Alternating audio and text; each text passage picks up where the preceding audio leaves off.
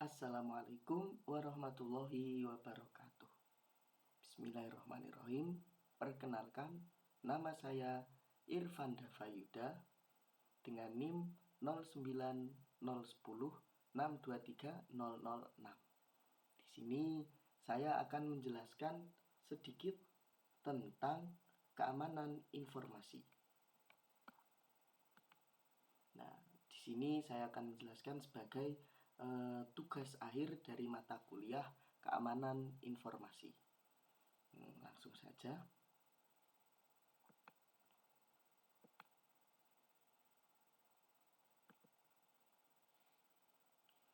Keamanan informasi. Nah, mengapa keamanan informasi itu sangat penting? Karena keamanan informasi sendiri itu menjadi elemen krusial dalam kehidupan modern. Karena hampir semua aspek di kehidupan ini itu bergantung pada yang namanya teknologi. Nah, informasi baik itu data pribadi, data bisnis maupun data publik itu memiliki nilai strategis yang sangat besar. Nah, keamanan informasi menjadi semakin penting di era digital karena data telah menjadi salah satu aset paling berharga bagi individu, organisasi, bahkan suatu negara. Dalam aktivitas sehari-hari, kita itu bergantung sama yang namanya teknologi untuk menyimpan, mengakses, dan berbagi informasi. Nah, namun kemajuan teknologi pada saat ini itu diiringi dengan meningkatnya resiko seperti serangan cyber, kebocoran data, dan penyalahgunaan informasi atau hoax. Keamanan informasi sendiri itu bertujuan untuk melindungi data dari akses, penggunaan, atau pengungkapan yang tidak sah. Dengan memastikan data tetap aman, organisasi tidak hanya menjaga kerahasiaan informasi, tetapi juga melindungi reputasi mereka. Pelanggaran keamanan dapat menyebabkan kerugian finansial yang besar, kehilangan kepercayaan dari pelanggan, bahkan dapat mengancam keberlangsungan suatu bisnis.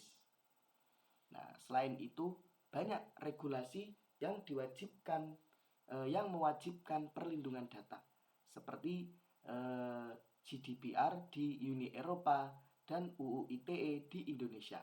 Nah, nanti kita jelaskan untuk regulasi ini. Nah, mematuhi regulasi ini bukan hanya tentang menghindari sanksi, tapi juga menunjukkan komitmen suatu organisasi terhadap privasi dan keamanan pelanggan.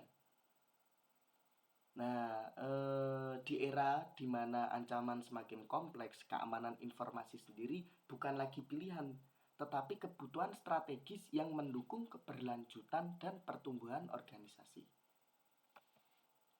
Nah, di sini 3 aspek utama keamanan informasi atau biasa disingkat CAI Triad, di mana di sini ada confidentiality, integrity, dan availability. Nah, ada 3: confidentiality atau kerahasiaan, integrity atau integritas, dan availability atau ketersediaan. Nah, keamanan informasi ini berfokus pada 3 aspek ini.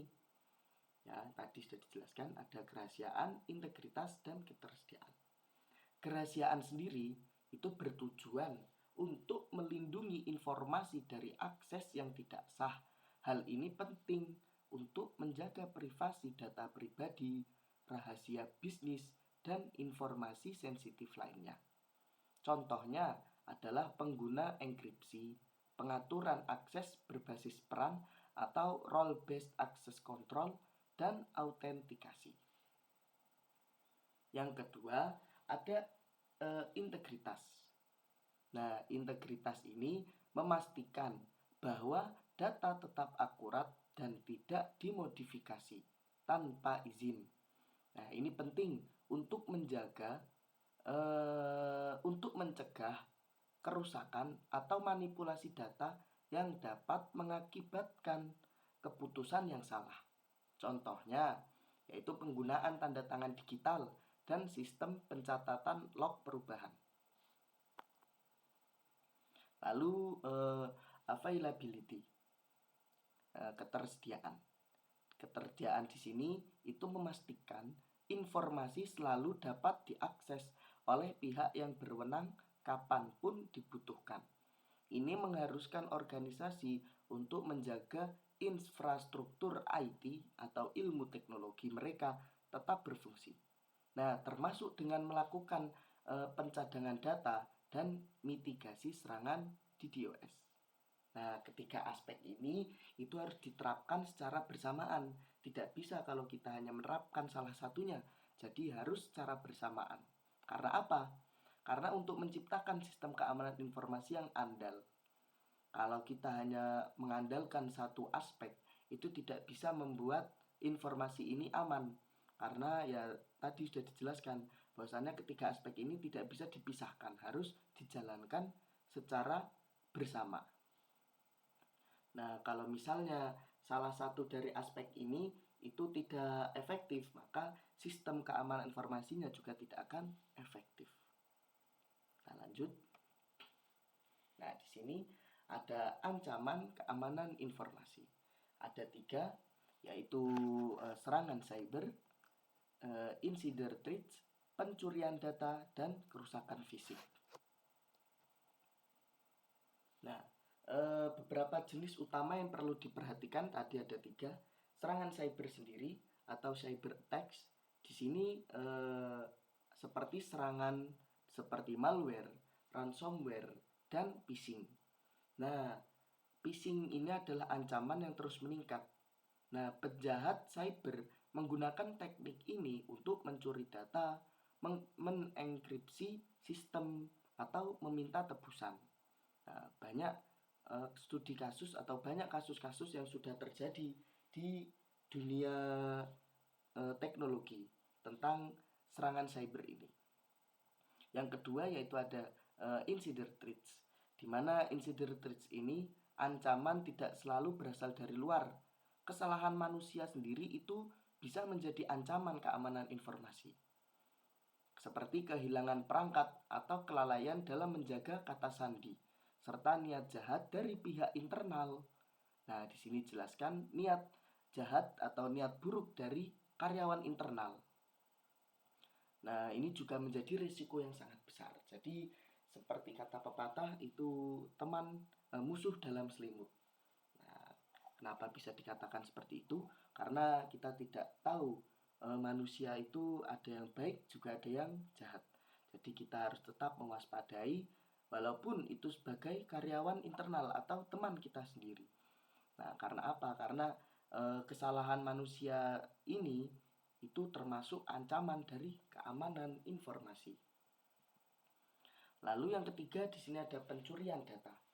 Nah, pencurian data ini ada peretasan perangkat keras atau perangkat lunak. Nah, peretas itu sering menargetkan sistem yang lemah untuk mencari informasi pribadi, data keuangan, atau rahasia bisnis. Nah, kebocoran data ini tidak hanya merugikan finansial, tetapi juga mencederai reputasi organisasi. Nah, kita contohkan seperti yang baru rame kemarin-kemarin itu ada di Bank BSI, di mana ada yang datanya kebocoran, dan ini mencederai reputasi suatu perusahaan atau suatu bisnis. Karena apa? Karena nanti pelanggan akan tidak suka, atau pelanggan ini yang itu tidak hilangnya kepercayaan pelanggan. Nah, lalu yang keempat ini ada kerusakan fisik. Kerusakan fisik ini berupa kebakaran, bencana alam, dan kegagalan perangkat keras. Nah, bencana alam, kebakaran, atau kegagalan perangkat keras ini juga dapat mengancam keamanan informasi dengan merusak sistem atau menghilangkan data. Nah, untuk mengatasi ancaman ini, sebuah organisasi, perusahaan, atau suatu negara, suatu lembaga ini perlu mengadopsi pendekatan proaktif dengan menggunakan teknologi canggih, meningkatkan kesadaran pengguna, dan menerapkan kebijakan keamanan yang ketat. Karena apa? Karena kalau kita tidak tahu tentang ancaman keamanan informasi ini, maka kita akan sulit ketika kita sudah terkena ancaman-ancaman seperti ini. Maka lebih baiknya kita memahami sedikitlah, tidak apa-apa untuk memahami ini. Selanjutnya, nah di sini ada regulasi dan standar keamanan informasi. Di sini ada 3, yaitu ada GDPR atau General Data Protection Regulation, dan peraturan Indonesia serta standar global. GDPR sendiri itu perlindungan data di Uni Eropa, fokus pada hak pengguna atas data pribadi. Nah, keamanan informasi itu tidak hanya soal teknologi, tetapi juga kepatuhan terhadap regulasi dan penerapan standar. Nah, regulasi standar GDPR di Uni Eropa dan UU ITE di Indonesia itu dirancang untuk melindungi privasi individu dan memberikan pedoman tentang bagaimana data harus dikelola dengan aman. Nah, tadi yang pertama ada GDPR, yaitu mengatur perlindungan data pribadi warga Uni Eropa. Nah, Uni Eropa sendiri itu adalah negara-negara yang bekerja sama di sebuah organisasi, yaitu Uni Eropa. Nah, regulasi ini itu menekankan pentingnya transparansi, persetujuan pengguna, dan hak individu untuk mengontrol data pribadinya. Lalu ada UU ITE, di mana UU ITE sendiri ini di Indonesia UU ITE dan PP PSTE, nah atau ini ya, penyelenggaraan sistem dan transaksi elektronik itu adalah mengatur atau pengelolaan sistem dan transaksi elektronik, termasuk kewajiban perlindungan data oleh penyelenggara sistem elektronik. Nah, selain regulasi standar internasional seperti ISO tadi ini ya, ada ISO 27001, ini memberikan kerangka kerja untuk mengelola keamanan informasi secara sistematis. Standar ini itu mencakup identifikasi risiko, penerapan kontrol keamanan, dan evaluasi berkala untuk memastikan perlindungan data yang berkelanjutan. Nah, mematuhi regulasi dan standar ini bukan hanya tentang memenuhi kewajiban semata atau kewajiban hukum, tetapi juga menunjukkan komitmen organisasi terhadap keamanan dan privasi. Nah, kepatuhan ini membantu membangun kepercayaan pelanggan, menciptakan reputasi yang positif, dan memastikan operasional bisnis ini berjalan aman. Nah, jadi untuk sebuah organisasi ataupun sebuah perusahaan atau lembaga, ini sangat penting untuk mempelajari dan mengetahui tentang regulasi dan standar keamanan informasi. Nah, untuk apa? Untuk memastikan kepercayaan dari pelanggan, mitra, ataupun orang-orang yang bekerja sama dengan lembaga atau organisasi tersebut. Nah, kesimpulannya dari materi-materi yang sudah dijelaskan tadi, bahwasanya keamanan informasi itu adalah kunci untuk melindungi data sebagai aset penting di era digital dengan menjaga kerahasiaan, integritas, dan ketersediaan. Kita dapat melindungi data dari ancaman seperti cyber, kebocoran, dan kerusakan.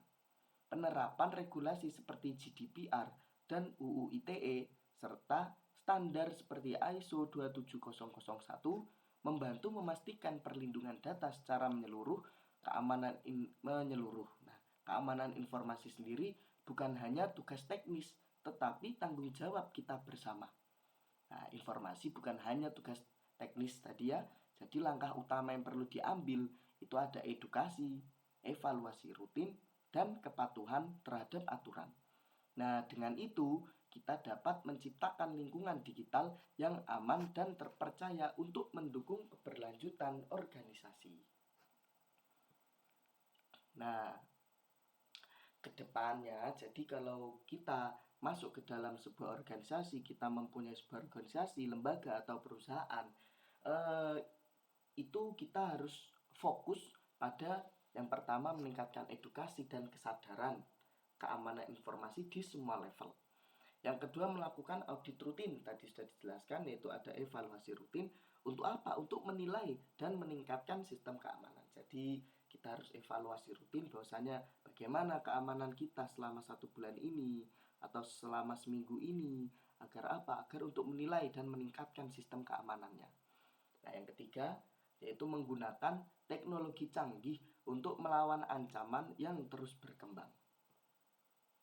Nah, tadi sudah dijelaskan ya, bahwasanya keamanan informasi itu bukan tanggung jawab tanggung jawabnya seorang teknis, tapi tanggung jawab kita bersama yang berhubungan atau kita yang bekerja sama dengan suatu organisasi atau suatu